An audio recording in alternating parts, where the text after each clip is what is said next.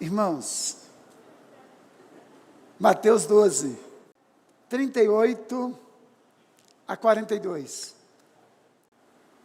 Então alguns escribas e fariseus replicaram: Mestre, queremos ver de tua parte algum sinal, algum milagre. Ele, porém, respondeu: uma geração má e adúltera pede um sinal, mas nenhum sinal lhe será dado, senão do profeta Jonas. Porque assim como esteve Jonas 3 dias e 3 noites no ventre do grande peixe, assim o Filho do Homem estará 3 dias e 3 noites no coração da terra. Ninivitas se levantarão no juízo contra esta geração e a condenarão, porque se arrependeram com a pregação de Jonas. E eis aqui está quem é maior do que Jonas. A rainha do sul se levantará no juízo contra essa geração e a condenará, porque veio dos confins da terra para ouvir a sabedoria de Salomão. E eis aqui está quem é maior do que Salomão. Amém? Vamos orar, irmãos. Ó Pai, nós estamos desejosos em ouvir a Tua voz. Fale conosco, Deus, por misericórdia. Em nome de Jesus, amém. Irmãos, tem gente que tem um desejo enorme de ver milagres o tempo inteiro. Quando eu vejo alguém que tem esse desejo intenso de ver milagres toda hora, eu percebo, primeiro, imaturidade por parte deste indivíduo. Segundo, até mesmo incredulidade. Parece estranho, né? Uma pessoa que quer ver milagres o tempo inteiro é uma pessoa imatura e uma pessoa, às vezes, incrédulas. Regra geral, aqueles que ficam correndo atrás de milagres são os mais instáveis na fé. E são os mais propensos a se decepcionar e abandonar a fé no Senhor Jesus. Um discípulo de Jesus se tornou famoso por causa da sua incredulidade. Tomé, também chamado Dídimo. E há uma controvérsia se o seu nome era Dídimo, porque ele tinha um irmão gêmeo, ou se Jesus o apelidou de Dídimo.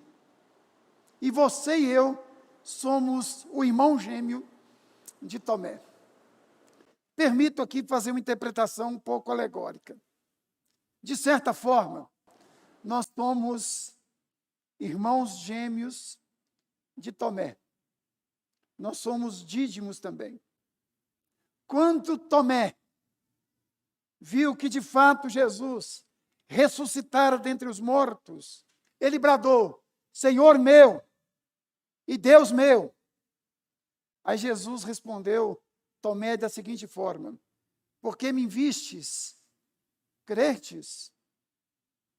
Bem-aventurados os que não viram e creram.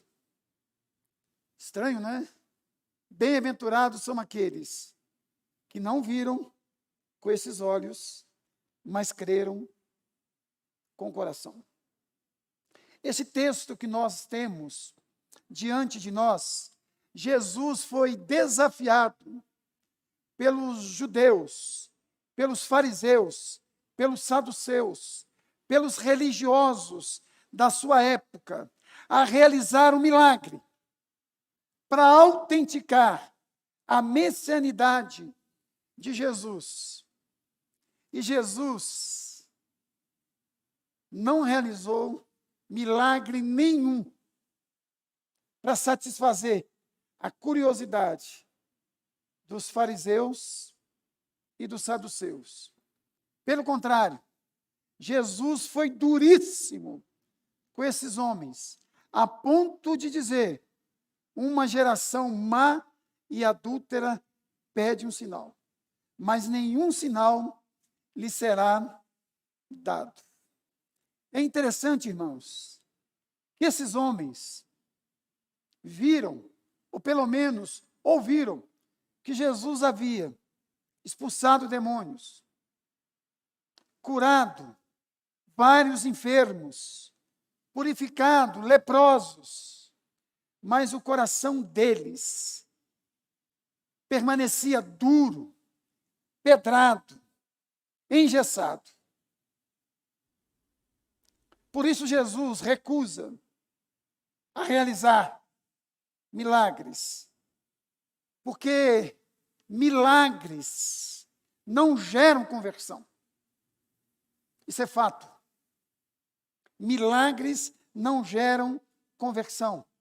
Você não precisa de crer em milagres para ser salvo. Você precisa de crer em Jesus para ser salvo. E às vezes nós achamos que milagres autenticam o ministério de alguém. Jesus disse a respeito de João Batista que dos nascidos de mulher, ninguém foi maior do que João Batista. E João capítulo 10, verso 41, nos diz que João Batista não realizou nenhum milagre, mas tudo quanto disse a respeito de Jesus era verdade. Olha que coisa maravilhosa. João Batista não realizou um milagre sequer, mas tudo quanto disse a respeito de Jesus era verdade. O que te autentica o ministério não é milagres, é a verdade, é a palavra de Deus. Assim sendo, irmãos, Jesus, até hoje, ele recusa a fazer milagres para entreter religiosos. E até hoje, Jesus faz a mesma denúncia que fez há 2000 anos atrás. Uma geração má e perversa pede um sinal. Mas eu não vou dar sinal nenhum, senão o sinal de Jonas. E é sobre isso que eu quero tratar com vocês essa noite, a partir desse texto. O sinal de Jonas. Irmãos, o próprio Jesus faz um paralelo aí entre ele e Jonas. Irmãos, Jonas passou 3 dias no ventre do peixe. Jesus passou 3 dias em uma tumba. Sexta-feira, à tarde, sábado o dia inteiro e domingo de manhã. É assim que contava dias naquela época. Por isso que é 3 dias. Sexta, das 4, 5 horas até domingo de manhã. Sexta, sábado inteiro e domingo de manhã. Irmãos, quais são os paralelos, então, que nós podemos encontrar entre Jesus e Jonas? Primeiro, irmãos, que o fim do julgamento de Deus é a morte. A Bíblia diz que o salário do pecado é a morte. Irmãos, o ventre do peixe foi a tumba de Jonas. Foi a tumba de Jonas. Em última instância, irmãos, o inferno é o fim do desejo de todo ser humano de fugir da presença de Deus. Todos aqueles que desejam fugir da presença de Deus e morrem longe da presença de Deus, passarão a eternidade no inferno. Porque o inferno é o fim de todos aqueles que fogem da presença de Deus. Mas aí há uma diferença entre Jonas e Jesus. Primeiro, Jesus desceu à sepultura ou entrou na tumba por causa dos nossos pecados, para expiação dos nossos pecados. Segundo, Jesus desceu à tumba para aplacar a ira de Deus. Terceiro, Jesus desceu à tumba para nos reconciliar com o Pai, reconciliação. Jesus desceu à tumba para dar a mim e a você um novo coração, regeneração. Jesus desceu à tumba para dar a mim e a você o perdão. Jesus desceu à tumba para dar a mim e a você vida eterna. Ao contrário de Jonas, irmãos. Quando Jonas foi lançado ao mar, ele foi lançado por causa dos seus próprios pecados. Porque estava em desobediência a Deus. Porque ele estava fugindo da vontade de Deus. E é interessante, irmãos, que quando Jesus disse, está consumado, a ira de Deus foi aplacada. Quando Jonas foi lançado ao mar, diz também que a ira de Deus foi aplacada, foi acalmada, irmãos. Tanto a morte de Jesus, quanto o lançamento de Jonas ao mar, indica o fim de ambos. Irmãos, mas no caso de Jonas, ele foi liberto depois de 3 dias para ir a Nínive pregar o evangelho da salvação, a mensagem do arrependimento. Quando Jesus saiu da tumba, ele saiu pregando a mensagem da ressurreição dentre os mortos. Jonas pregava arrependimento. Jesus prega a ressurreição dentre os mortos. Outra coisa, irmãos, que nós aprendemos com a vida de Jesus e a vida de Jonas, é que a salvação é sempre pela graça. A salvação não é, nunca foi e nunca será por méritos. Ela é, foi e sempre será pela graça do nosso Deus. Irmãos, quem preparou o grande peixe para tragar Jonas foi o próprio Deus. Foi o próprio Deus. Diz lá o capítulo 1, verso 17, que Deus preparou um peixe para tragar Jonas. E quem preservou Jonas 3 dias vivo dentro do ventre de uma cachalote foi o próprio Deus.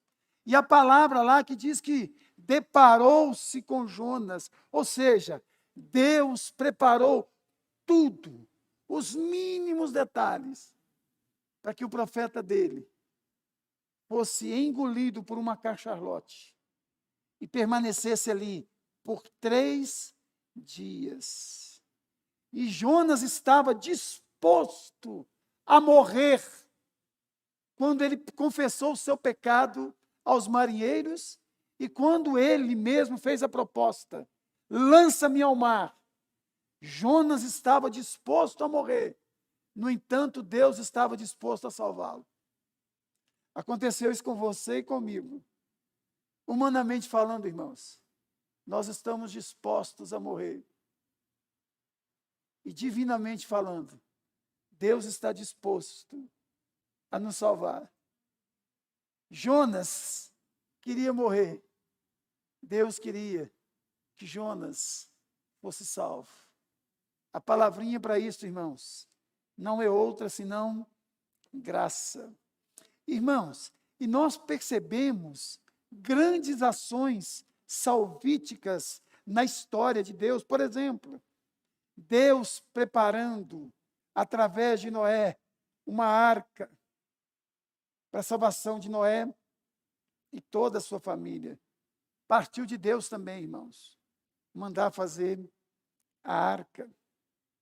Irmãos, quando Abraão subiu com Isaac, a hora que Isaac ia sacrificar, Abraão ia sacrificar Isaac, ele viu um cordeiro. Quem providenciou o cordeiro? Foi o próprio Deus. Quando Adão fez aquela roupa de galhas de árvore, o Senhor preparou um animal, uma pele, para cobrir a nudez de Adão. É sempre pela graça. Elias estava com fome, deprimido. O Senhor preparou os corvos para alimentar o seu profeta, para depois enviar o seu profeta. Foi Deus que preparou o diácono Filipe para que ele fosse até o deserto preparar a mensagem para o eunuco. E o eunuco recebeu ali a Cristo. Diz o texto que ele seguiu feliz para casa. Uma das igrejas mais antigas que nós conhecemos, ela se encontra na Etiópia. E segundo os historiadores, foi construída por esse eunuco. Irmãos, Jesus, despedindo dos seus discípulos, ele diz assim: não se turbe o vosso coração. Credes em Deus, credes também em mim. Na casa de meu pai há muitas moradas. Se assim não fora, eu vou-lhe teria dito, pois eu vou preparar lugar, para que onde eu estou, estejais vós também. Quem prepara a casa, irmãos? É o Senhor. Às vezes eu encontro com algum desavisado, ele diz assim: não, estou preparando a minha casa no céu. Cada boa obra que eu faço aqui é um tijolinho que eu estou mandando lá para cima. Cuidado para o tijolinho não voltar em você. E tem gente que acha que Jesus é pedreiro. Ele está construindo a casa até hoje lá no céu. Quando ele acabar a última casa, colocar a última janela e colocasse lá, doce lá, ele volta. Mas a casa ficou pronta quando ele diz: tetelestai, está consumado. Está pronta já. Por ele. Quem prepara a casa é o Senhor. Não somos nós, irmãos. Outra coisa, irmãos. O milagre pode apontar para o Evangelho, mas o milagre nunca foi e nunca será o Evangelho. Agora eu queria que você olhasse para a sua Bíblia aí comigo. Verso 40 e 41. Ninivitas se levantarão no juízo com esta geração e a condenarão, porque se arrependeram com a pregação de Jonas. E eis aqui está quem é maior do que Jonas. Irmãos, Jonas não realizou um milagre em Nínive sequer. Ele pregou o pior sermão do mundo. Se vocês não se arrependerem, vai tudo para os quintos do inferno. E saía. Se ninguém arrepender, vai tudo para os quintos do inferno. E ficou lá em cima no alto para ver se Deus mandava juízo. Diz o texto que os ninivitas se converteram, todos eles. Não houve um milagre. Aí Jesus diz aqui que os ninivitas se converteram apenas com a pregação da palavra. Se a palavra não converter, irmãos, milagres podem acontecer a rodo. Milagres acontecem no espiritismo, no catolicismo, na umbanda, em todas as religiões do mundo. Todas. Se você for em Aparecida do Norte, tem a Sala dos Milagres. Tem até uma réplica do joelho de Ronaldo Fenômeno.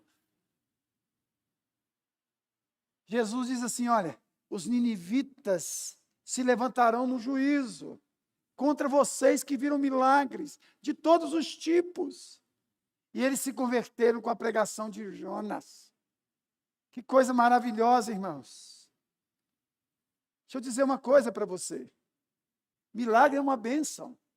Eu creio em milagres. Não gosto de ficar contando aqui, mas eu orei para uma senhora aqui que o câncer dela na garganta não foi curado uma semana, 2 semanas, depois de 5, 6 quimioterapia. Foi na hora. Acabei de orar para uma pessoa, morreu até mais rápido ainda. Deus cura quando quer, do jeito que quer.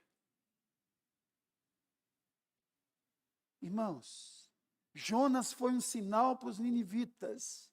Jesus é um sinal para a minha geração, para a sua geração, para todas as gerações. Jesus está dizendo, olha, assim como Jonas foi um sinal para os ninivitas, eu sou um sinal para vocês. Irmãos, a prova de que Jesus é o Cristo de Deus não são os milagres realizados por ele, mas sua morte, sua ressurreição e sua ascensão. E o fato de ele estar à destra do Pai. João narrou apenas 7 milagres realizados por Jesus. E João não usa a palavra milagre, ele usa a palavra sinal. É a palavra que é usada aqui, semeion na língua grega. É algo pequeno que aponta para algo muito maior. Por exemplo, a multiplicação de pães. João diz que é algo muito pequenininho. Você diz, espera lá, alimentou quantas pessoas? Oi? 6.000 pessoas. É um sinalzinho pequeno? João diz que é. Qual que é o sinal grande? Eu sou o pão da vida. Jesus ressuscita Lázaro dentre os mortos. João diz que é um sinalzinho. Ressuscitar alguém dentre os mortos é um sinalzinho? Sim. Qual que é o sinal, então? Eu sou a ressurreição e a vida. Quem crê em mim, ainda que esteja morto, viverá. Só houve uma ressurreição até hoje, irmãos, a de Jesus. As demais foram ressuscitamentos. Todos morreram depois. Todos, sem exceção. Jesus deu vista a um cego. Aí João diz que é um sinalzinho, é um laserzinho que você aponta para esse telão. É um laserzinho. Olha lá, aquele mosquitinho ali, ó. Ressuscitar, dar vista a um cego, é um sinalzinho? Sim. Qual que é o sinal, então? Eu sou a luz do mundo. Quem crê em mim, jamais andará em trevas. Irmãos, Jonas é um sinalzinho. Jesus é o sinal. Milagres são sinaizinhos pequenininhos, que são gostosinhos à beça, mas são pequenininhos demais. Outra coisa, irmãos, Jesus não foi maior apenas do que Jonas. A Bíblia diz que o homem mais inteligente, mais culto de todos os tempos foi Salomão.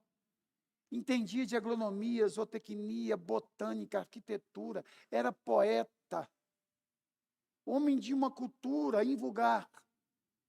Mas olha o que diz aí, no verso de número 42, a rainha de Sabá, a rainha do sul, se levantará no juízo contra esta geração e a condenará, porque veio dos confins da terra para ouvir a sabedoria de Salomão. Aí Jesus diz aqui, eis aqui, quem é maior do que Salomão? Irmãos, olha para mim, por favor. Jesus é maior do que Moisés, que Salomão, Confúcio, Maomé, Aristóteles, Platão, do que seu professor universitário cheio de pompa, desses religiosos aí cheios de pompa. Ele é o maior de todos, irmãos. A Bíblia diz que em Jesus habita todos os tesouros da sabedoria e do conhecimento. Colossenses diz isso. Olha a mensagem que Jesus está pregando para esses homens que queriam sinais. Está dizendo, olha, está aqui. Quem maior do que o Jonas? Quem tem uma mensagem muito mais profunda do que a de Jonas? Aqui está alguém extremamente superior a Salomão. A Salomão, que é maior do que tudo e do que todos, irmãos. Concluo, irmãos, fazendo 4 aplicações simples e básicas aqui. Simples e básica. Primeiro, irmãos, a fuga da presença de Deus só tem uma direção: para baixo. Deixa eu fazer também então, uma interpretação um pouco alegórica aqui esta noite. Jonas desceu para Jope. Depois ele desceu para o navio. Depois ele desceu para o porão. Depois ele desceu para o ventre do peixe. Deixa eu dizer uma coisa para você e para mim. Quem anda na contramão da vontade de Deus, caminha passos largos para baixo. Para baixo. Jope, navio, porão, ventre do peixe. O apóstolo Pedro vai ilustrar, usando uma passagem de Provérbios no Antigo Testamento. É como a porca que volta à lama e o cachorro que volta a comer o seu próprio vômito. Segunda aplicação para mim e para você, irmãos. Quando lemos a história de Jonas, ficamos tão presos no grande peixe que esquecemos que o sujeito da história é Deus. Irmãos, Jonas deu as costas para Deus. Deus deu a face para Jonas. Jonas fugiu de Deus. Deus fugiu atrás de Jonas. Jonas criou todo um processo para fugir da presença de Deus. Deus arquitetou todo um projeto para buscar Jonas de volta. Creio eu que deu até algum remédio para a baleia vomitar Jonas. Bloco. Nada pior do que um crente desobediente, né, irmãos? Gera má digestão até em peixe. Diz que o grande peixe, eu acho que uma cachalote, vomitou Jonas. Irmãos, deixa eu dizer uma coisa para você. Deus é sempre o sujeito da história. Quando a gente pega sermão biográfico, a gente fica, Abraão, Abraão, Abraão. Aprontou a beça. Moisés, Moisés, Moisés. Também aprontou. O sujeito da história é sempre Deus, Deus, Deus. A gente acha que é Jonas, mas é Deus. E é interessante que na história de Jonas, tudo obedece a Deus. Os ventos, os marinheiros pagãos, o grande peixe, a planta, os ninivitas. O único que ousa desobedecer a Deus é o profeta. Mas mesmo assim, Deus não destrói o seu profeta. Te lembra alguém do Novo Testamento? Alguém chamado Pedro, que não é o nosso aqui, é o outro Pedro apóstolo lá. Terceira lição, irmãos. Assim como o grande peixe vomitou Jonas para que Jonas cumprisse a sua missão, não é diferente conosco. Deus nos tirou das trevas para que nós sejamos luz do mundo. Aí você diz assim, olha, eu nunca fui engolido por um peixe. Um peixe nunca me vomitou. Mas a Bíblia diz que você estava morto. Que você estava morta em seus delitos e pecados. Mas Deus te deu vida juntamente com Cristo. Ou seja, Deus te tirou da sepultura por meio de Jesus Cristo. Assim como Jonas, para pregar o Evangelho, para anunciar as boas novas.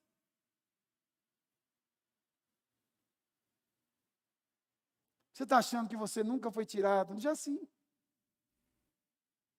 A Bíblia diz que eu e você, antes de Cristo, nós estávamos mortos em nossos delitos e pecados. Nós estávamos escravizados pelo mundo, pela carne e pelo diabo. E éramos filhos da ira. Mas Deus nos fez assentar nos lugares celestiais em Cristo Jesus. Quarto, irmãos, o maior de todos os milagres é aquele que vai permanecer para todo sempre, e é a salvação. Irmãos, deixa eu dizer uma coisa para você. Não desista de orar, em hipótese alguma, pedindo a Deus por um milagre. É lícito. Jesus nos incentiva a orar, pedir, clamar, buscar. Mas deixa eu dizer uma coisa para você. O maior de todos os milagres é a conversão. Ainda que um morto ressuscite no nosso meio aqui, ele vai morrer depois.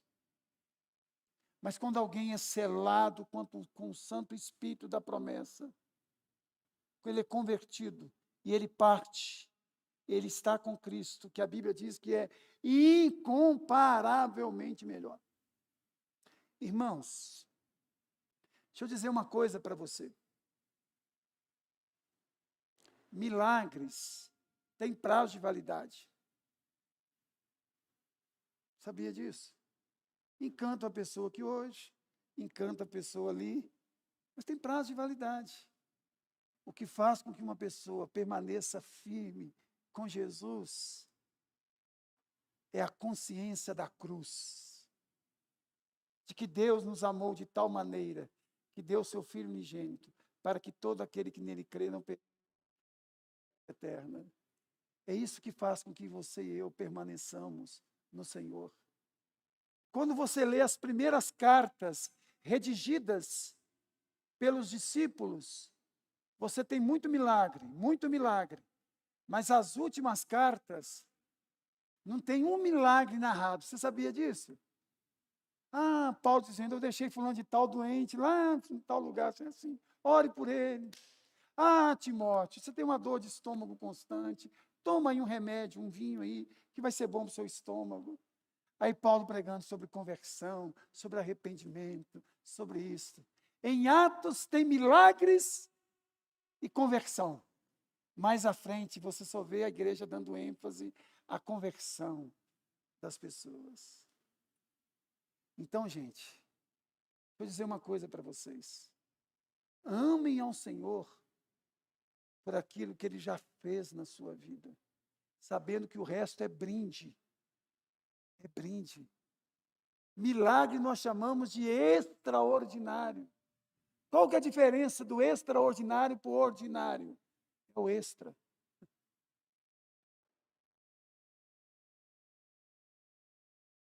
Se Ele der, Ele é Deus.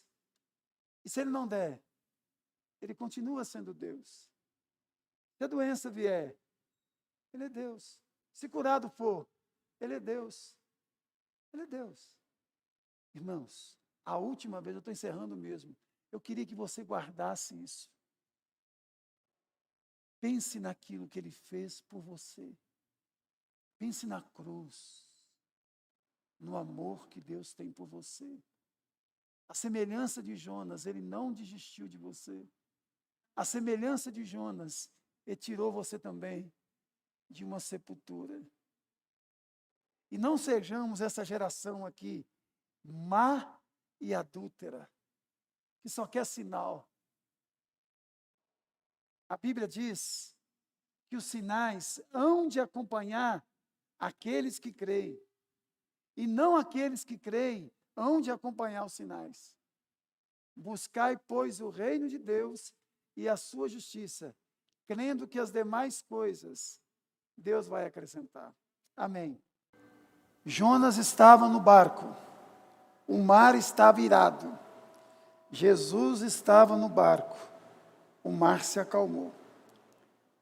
Você tem duas opções, ou você convida Jonas para o seu barco ou Jesus. Feche seus olhos.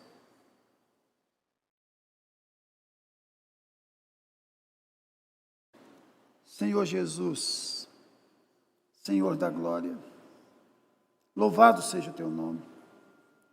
Te agradecemos, porque o Senhor subiu naquela cruz para nos salvar. Te agradecemos, ó Senhor Jesus, porque a tumba não pôde contê-lo, porque o Senhor ressurgiu dentre os mortos. Te agradecemos, ó Senhor Jesus, porque o Senhor enviou o teu Espírito, ó Pai, que nos conscientiza do pecado, do juízo e da justiça. Te agradecemos, Senhor Jesus, pela tua igreja, pelo teu povo, que foi lavado e remido no teu sangue. Louvado seja o teu nome, Senhor Jesus. Te pedimos esta noite, ó Senhor, que Tu esteja salvando pessoas aqui, ó Pai. Que pessoas possam abrir o coração aqui esta noite e Te receber como Senhor e Salvador, ó Pai. E que eles possam ser libertos das trevas e transportados para o Teu reino, que é o reino da luz. Te agradecemos, ó Senhor Jesus, porque o Senhor tem sido extremamente generoso com o Teu povo, paciente com o Teu povo. Louvado seja o Teu nome. Leva-nos em paz, nos dê uma semana abençoada, Senhor, para o louvor da Tua glória, em Teu nome, Senhor Jesus. Amém. Que a graça do Senhor Jesus Cristo, o amor de Deus o Pai e a consolação do Espírito esteja com todos nós, povo de Deus, não somente hoje, mas para todo sempre. Amém.